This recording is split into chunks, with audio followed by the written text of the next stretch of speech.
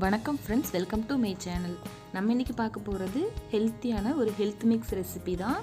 இன்றைக்கி நான் 20 பொருளை வச்சு உங்களுக்கு எப்படி ரெடி பண்ணுறதுன்னு காட்ட போகிறேன். இது ஒரு 2லேருந்து 3 மாதம் வரைக்கும் ஸ்டோர் பண்ணிக்கலாம். என்னென்ன பொருள்லாம் எடுத்துக்கிறேன்னு காட்டுறேன்.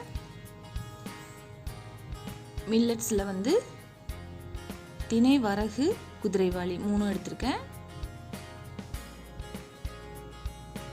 அப்புறம் இது பார்லி அரிசி, சம்பா கோதுமை, இது சிவப்பரிசி, இது சிவப்பு சோளம், இது மக்காச்சோளம், அப்புறம் இது ராகி, இது நாட்டுக்கம்பு. ராகி நாட்டுக்கம்பும் குவான்டிட்டி கொஞ்சம் அதிகமாக எடுத்துக்கணும். மற்றதெல்லாம் ஒரே அளவு எடுத்துக்கிட்டால் போதும். இது ஒரு 200 கிராம்னா அது 100 கிராம் அளவுக்கு எடுத்துக்கலாம். இந்த சிவப்பு சோளமும் வெள்ளைச்சோளத்துக்கும் வித்தியாசம் காட்டுறேன் பாருங்கள்.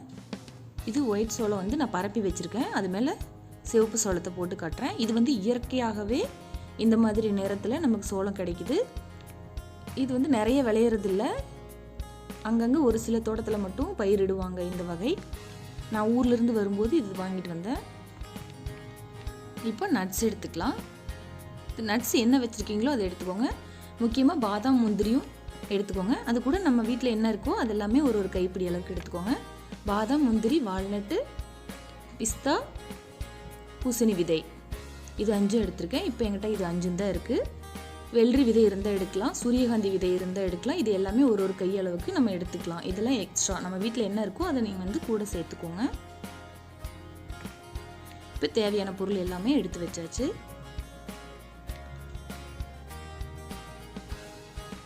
இது 200 கிராம் அளவுக்கு ராகியும் கம்பு மட்டும் 200 கிராம், மீதி எல்லாமே 100 கிராம் எடுத்திருக்கேன். அளவுகள் எல்லாமே நான் அட்டவணையில் கடைசியில் உங்களுக்கு கொடுக்குறேன். நீங்கள் அதை பார்த்துக்கோங்க. ஒன்று சொன்னால் கூட மறந்துடும். அதனால் நான் கடைசியில் எல்லாத்தையும் ஆட் பண்ணி காட்டுறேன். இது சின்ன தானியங்கிறதுனால சீக்கிரமே வறுபட்டுரும். நல்ல அடிக்கனமான பாத்திரத்தில் சூடானதுக்கப்புறம் போட்டு வறுத்தெடுத்துக்கலாம். இது நல்லா வாசனை வந்த உடனே இறக்கணும். கலர் எதுவும் சேஞ்சஸ் நமக்கு தெரியாது. இந்த மாதிரி நல்லா வறுபட்டுருச்சு. நம்ம எடுத்து கொட்டிக்கலாம். இதே மாதிரி ஒன்னொன்னையும் நம்ம வறுத்து எடுத்துக்கலாம். அடுத்து கம்பு வறுக்கிறேன். இது நாட்டு கம்பு. நம்ம நார்மலாக உருண்டுருண்டே கிடைக்கிறது ஹைப்ரிட் கம்பு தான். இது நாட்டு கம்பு. இதுவும் ரேர் வெரைட்டி தான், அதிகமாக கிடைக்காது. கிராமங்களில் கிடைக்கும், நீங்கள் தேடி வாங்கிக்கோங்க. இது சிவப்பரிசி. அரிசியில் நிறைய வெரைட்டி இருக்குது. நான் இன்றைக்கி சிவப்பரிசி மட்டும் எடுத்துருக்கிறேன். அடுத்தது சிவப்பு சோளம். எல்லாத்தையுமே வாசனை வர வரைக்கும் வறுத்துக்கோங்க. ஒவ்வொரு தானியத்தோட அந்த சைஸுக்கு தகுந்த மாதிரி வறுபடுற நேரம் கூடவோ குறையவும் இருக்கும். வாசனை வந்த உடனே எடுத்தோம்னா கரெக்டாக இருக்கும். இதையும் வறுத்தாச்சு. இந்த மாதிரி ஒரே தட்டில் எல்லாத்தையும் கொட்டிக்கலாம். எல்லாத்தையும் ஒன்றா கலந்து தான் அரைக்க போகிறோம். அப்படிங்கிறதுனால எல்லாத்தையும் நம்ம ஒன்றா அரைச்சிக்கலாம். இது பார்லி அரிசி கொஞ்சம் கொழகொழப்பு தன்மை அதிகமாக இருக்கும். அதனால் பார்லி அரிசி ரொம்ப கம்மியாக எடுத்துக்கணும். நான் ஒரு 100 கிராம் அளவுக்கு தான் எடுத்திருப்பேன்.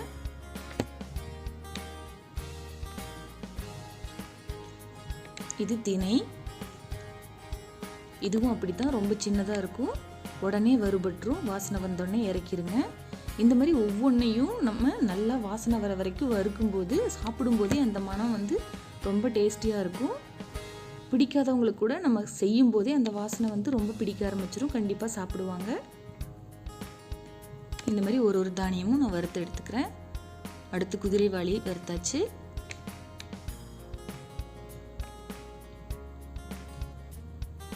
திணை, குதிரைவாளி, சாமை இது எல்லாமே ஒரே மாதிரி தான் இருக்கும். கலர் மட்டும்தான் கொஞ்சம் கொஞ்சம் வித்தியாசம் இருக்கும். உங்கள்கிட்ட என்னென்ன மில்லட்டெல்லாம் இருக்கோ அல்லது என்னென்ன உங்களுக்கு பக்கத்தில் கிடைக்குதோ அது எல்லாமே கூட நீங்கள் கொஞ்சம் கொஞ்சம் சேர்த்துக்கலாம். இப்போ நட்ஸ் எல்லாம் சேர்த்துக்கிறேன்.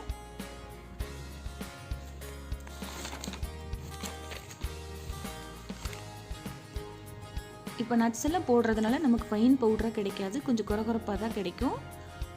அதனால் நம்ம ரொம்ப நாள் ஸ்டோர் பண்ணி வைக்க முடியாது. பூச்சி வர்றதுக்கான சான்சஸ் ரொம்ப அதிகம். கொஞ்சம் மட்டும் நம்ம வெளியில் எடுத்து வச்சுக்கிட்டு மீதி ஃப்ரிட்ஜில் ஸ்டோர் பண்ணிக்கலாம். ஒரு 3 மாதம் வரைக்கும் இதை வச்சு பயன்படுத்தலாம். கடையில் வாங்குறத விடவே நம்ம தயார் பண்ணும்போது ரொம்பவே சீப் அண்ட் பெஸ்ட்டாக இருக்கும். பாருங்கள், இதுவும் எல்லாம் ஒன்றா சேர்த்து நல்லா வறுத்துக்கிறேன். இதெல்லாம் சூடானா போதும். அவ்வளோதான், இந்த பொருள் எல்லாம் வறுத்து வச்சாச்சு. நான் வந்து இதில் ஒரு 2 ஐட்டம் மட்டும் வறுக்காமல் விட்டுட்டேன், தனியாக வச்சதுனால அதை மறந்துட்டேன். இப்போ 2வது வறுத்துக்கிறேன்.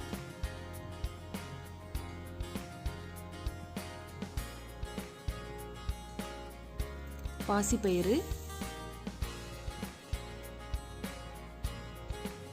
வந்து ரொம்பவே குளிர்ச்சியானது. இந்த மாதிரி தோலோடையே போட்டுக்கலாம். பயிர் இல்லாதவங்க பருப்பாக கூட நீங்கள் சேர்த்துக்கலாம். என்கிட்ட பயிர் இருக்குது, நான் பயிரே சேர்த்துக்கிறேன். பயிர் சேர்த்து நல்லா வறுத்து எடுத்தாச்சு. இதுக்கு வந்து உடைச்ச கடலை, நம்ம சட்னிக்கு போடுற கடலை தான். இதுவும் லேசாக சூடானா போதும். இதையும் வறுத்து எடுத்துக்கலாம். அதையும் மாற்றிக்கிறேன். இது எல்லாமே நல்லா ஆறணும். அகலமான தட்டில் கொட்டி நல்லா ஆற விட்டுருங்க. அடுத்ததாக வேர்க்கடலை வறுத்துக்கலாம். வறுத்த வேர்க்கடலை இருந்தால் சூடு பண்ணி எடுத்துக்கோங்க. நான் வந்து பச்சை வேர்க்கடலை சேர்த்துறதுனால நல்லா வறுபடுற வரைக்கும் நல்லா வறுத்துக்கிறேன். இந்த மாதிரி தோல் உறிஞ்சு வர வரைக்கும் வறுத்தோம் அப்படின்னா நல்லா வாசனையாக இருக்கும். பாருங்கள், ஒன்று தோல் உறிஞ்சு வர அளவுக்கு நான் நல்லா வறுத்துருக்கேன். இதையும் வறுத்து எடுத்து கொட்டியாச்சு. இப்போ இது எல்லாத்தையும் நல்லா ஆற விட்டுறலாம். ஒரு 2 மணி நேரம் 3 மணி நேரம் ஆறணும். ஒன்று சூடாக இருக்கிறதுனால ஒன்று கொஞ்சம் வறுபடாமல் இருந்தால் கூட இந்த சூட்லேயே நல்லா கலகலன்னு ஆறிடும். இதுக்கப்புறம் நம்ம எந்த பாத்திரத்தில் அரைச்சி ஸ்டோர் பண்ண போகிறோமோ அது பாத்திரத்தில் நம்ம கொட்டி வச்சுக்கலாம். பாருங்கள், இப்போ 2 மணி நேரம் 3 மணி நேரம் ஆனதுக்கப்புறம் நான் எடுத்து அந்த பாத்திரத்தில் ஸ்டோர் பண்ணிக்கிறேன். இதை வந்து மில்லில் கொடுத்து அப்படியே அரைச்சிட்டு வந்துடலாம். கண்டிப்பாக இது வந்து ஃபைன் பவுடராக கிடைக்காது, கொஞ்சம் கொரகொரப்பாக தான் கிடைக்கும். பாருங்கள், பவுடரை பார்த்தாலே நமக்கு நல்லா தெரியும். இது இப்போ எப்படி கஞ்சி காய்ச்சலாம் அப்படின்னு பார்க்கலாம். நான் வந்து 2 டீஸ்பூன் அளவுக்கு பவுட்ரு சேர்த்துருக்கேன். அதில் கொஞ்சமாக தேவையான அளவு பவுட்ரு கரையிற வரைக்கும் தண்ணி ஊற்றி நல்லா மிக்ஸ் பண்ணிக்கிறேன். இப்போ 200 ml அளவுக்கு தண்ணியை கொதிக்க வச்சுருக்கேன். அதில் வந்து நம்ம கலந்த பவுட்ரை உள்ளே சேர்த்துக்கலாம். இது வந்து நல்லா கஞ்சி பதத்துக்கு ஆக வரைக்கும் வச்சுக்கலாம். வயசானவங்களுக்கு நம்ம இதை ப்ரிப்பேர் பண்ணி கொடுக்கும்போது கொஞ்சமாக சால்ட் சேர்த்தி அப்படியே கொடுத்துடலாம். ஆனால் குழந்தைங்களுக்கு கொடுக்கும்போது ஒரு 200 ml அளவுக்கு பால் சேர்த்து நாட்டு சர்க்கரையோ வெல்லமோ சேர்த்து கொடுத்தா ரொம்பவே சுவையாக இருக்கும். இதுக்கு வந்து நம்ம ஏலக்காய் சேர்த்துறதில்ல. ஏலக்காய் சேர்த்துனோன்னா உப்பு சேர்த்து பரிமாற முடியாது. அதனால் நான் ஏலக்காய் சேர்த்து அரைக்க மாட்டேன். ஒரு சிலர் சேர்த்துப்பாங்க. அவ்வளோதான், கஞ்சி ரெடி ஆகிடுச்சு. இப்போ சர்க்கரை போட்டு நல்லா சர்க்கரை கலங்கி இந்த மாதிரி கொதி வர்ற பக்குவத்தில் ஆஃப் பண்ணால் சரியாக இருக்கும். அவ்வளோதான், சூப்பரான ஹெல்த் மிக்ஸ் ரெடி ஆகிடுச்சு. இது வந்து காலை உணவு லேட்டாக எடுத்துக்கிறவங்களுக்கு ரொம்பவே யூஸ்ஃபுல்லாக இருக்கும். ஒரு 7:30 போல் இதை சாப்பிட்டு அப்புறம் பொறுமையாக சாப்பிட்டுக்கலாம். உங்களுக்கு இந்த வீடியோ பிடிச்சிருந்துச்சுன்னா என்னோடய சேனலுக்கு சப்ஸ்கிரைப் பண்ணிக்கோங்க. தேங்க்யூ ஃபார் வாட்சிங்.